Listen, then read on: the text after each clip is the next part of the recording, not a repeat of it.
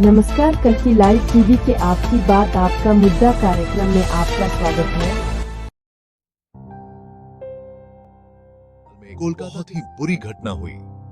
एक 31 साल की डॉक्टर जो लोगों की सेवा करती थी, खुद दरिंदगी का शिकार बन गई। रेप के बाद उसकी बहुत ही क्रूर तरीके से हत्या कर दी गई। इस घटना ने पूरे देश को हिलाकर रख दिया। यह घटना दिखाती है कि हमारे समाज में महिलाओं के प्रति कितनी क्रूरता बरहा गई है। डॉक्टर, जिन्हें हम अपनी जान बचाने वाले मानते हैं, उन्हें भी इन दरिंदों से सुरक्षा नहीं मिली। यह घटना सिर्फ एक डॉक्टर के साथ नहीं हुई, बल्कि हमारी बेटियों, बहनों और मां के साथ हुई है। यह घटना हमारे लिए एक चेतावनी है, एक सवाल है हमारी सोच पर। क्या हम इतने बेपरवाह हो गए हैं कि एक और बेटी को ऐसे दर्द में देखते रहेंगे? क्या हमारी आत्मा अब भी नहीं जागेगी? यह घटना सिर्फ एक खबर नहीं है, यह हमारे ज़मीर पर एक दाग है। इस घटना के बाद एक ही सवाल बार बार आता है, क्या महिलाओं के लिए हमारे देश में कोई सुरक्षित जगह नहीं बची है? ये हमारे थे।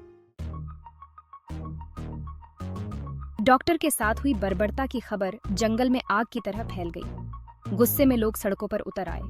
देश भर में विरोध प्रदर्शन हुए। स्टूडेंट्स, नौजवान, बुजुर्ग, महिलाएं सभी एक साथ आकर न्याय मांगने लगे। प्रदर्शनकारियों का कहना था कि सरकार महिला सुरक्षा को लेकर सीरियस नहीं है। रोज हो रही घटनाएं इस बात को साबित करती हैं। लोगों ने सवाल पूछा कि आखिर कब तक हमारी बेटियां डर के साए में जीने को मजबूर रहेंगी।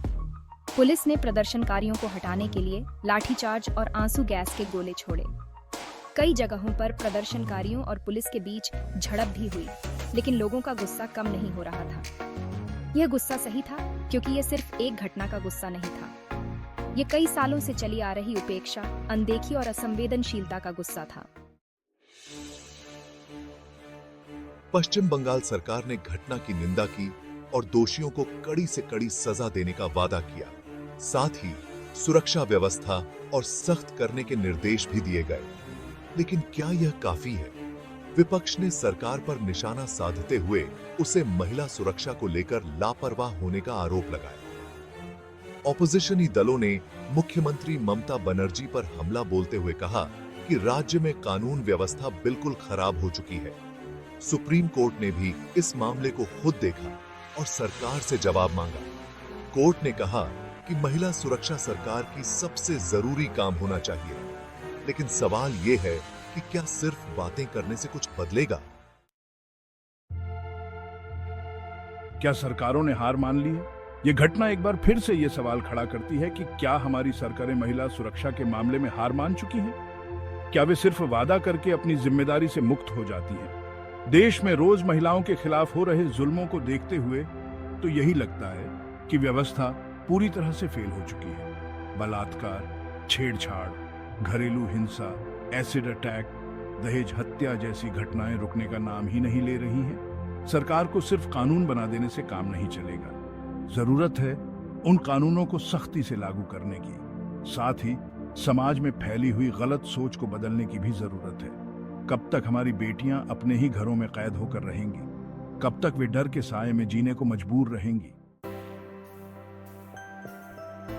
महिला सुरक्षा की मांग यह सिर्फ सरकार की ही नहीं, बल्कि समाज के हर व्यक्ति की जिम्मेदारी है कि महिलाओं की सुरक्षा सुनिश्चित की जाए।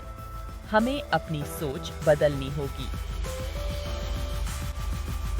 हमें लड़कियों को बचपन से ही यह सिखाना होगा कि वे किसी से कम नहीं हैं। हमें महिलाओं को स्ट्रॉन्ग बनाना होगा, उन्हें पढ़ाना होगा, उन्हें अपने पैरों पर खड़ा होना सिखाना होगा। हमें समाज में लड़के और लड़कियों को बराबर का दर्जा देना होगा। हमें ऐसा समाज बनाना होगा जहां महिलाएं बिना किसी डर के जी सकें, अपनी पूरी ताकत के साथ आगे बढ़ सकें। यह तभी संभव है जब हम सब मिलकर इस दिशा में काम करें।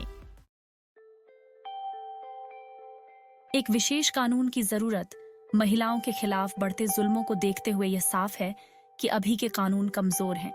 हमें एक ऐसे सख्त कानून की जरूरत है जो अपराधियों को कड़ी से कड़ी सजा दे सके। यह कानून ऐसा होना चाहिए जो न सिर्फ बलात्कार करने वालों को, बल्कि महिलाओं के खिलाफ किसी भी तरह की हिंसा करने वालों को सजा दे सके। साथ ही इस कानून के तहत जल्दी न्याय मिलना चाहिए ताकि पीड़िता को लंबी कानूनी लड़ाई न लड़नी पड़े। एक विशेष कानून महिलाओं के प्रति अपराधों को रोकने में मदद कर सकता है। यह कानून समाज को यह संदेश देगा कि महिलाओं के खिलाफ अपराध बर्दाश्त नहीं किए जाएंगे।